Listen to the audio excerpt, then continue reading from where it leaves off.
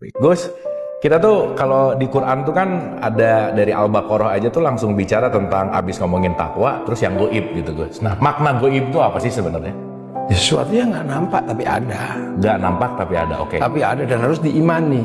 Oke. Karena alladzina yu'minuna bil Goib. ghaib. Ya. Salah satu kualifikasi orang takwa itu kan yu'minuna bil ghaib. Jadi dia ditaruh di pertama.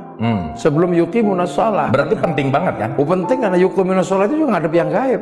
Oke. Nah, gimana tuh menghadapi yang goib? Berarti kan kita harus kenal dulu sama yang goib, dong. Iyalah. Baru sholat gitu. Gimana? Enggak dong. Gimana? Itu kan sistem keyakinan. Oke. Cuman bagaimana ketika gaib itu menjadi experience of religion, menjadi sebuah pengalaman keagamaan. Makanya di pondok-pondok ada pelajaran menyentuh yang gaib, belajar hizib, gitu kan, belajar dalailul khairat, puasa, tirakat, bahkan mahabbah itu ada diajarkan. Itu kan hanya sekedar untuk bagaimana seorang menyentuh dari yang namanya gaib.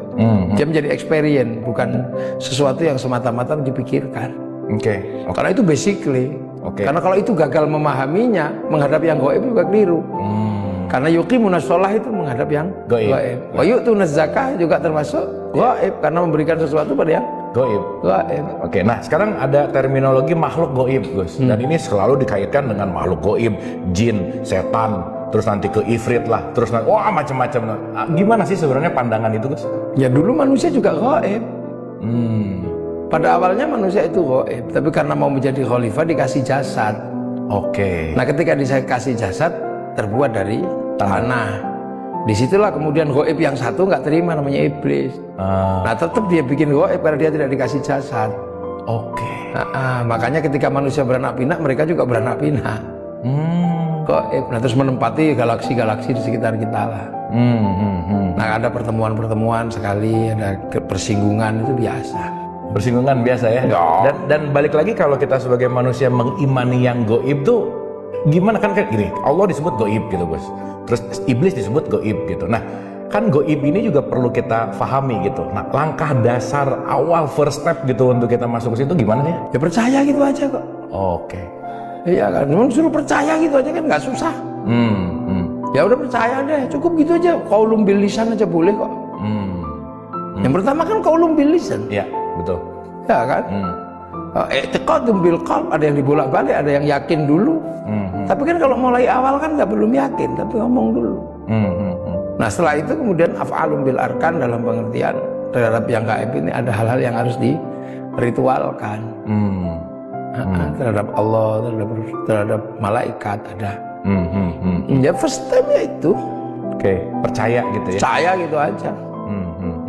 Makanya iman itu ya itu. Nah pahalanya orang percaya itu kan luar biasa. Gak pernah lihat disuruh percaya gitu kan. Makanya pahalanya kan aja gitu ya. Iya.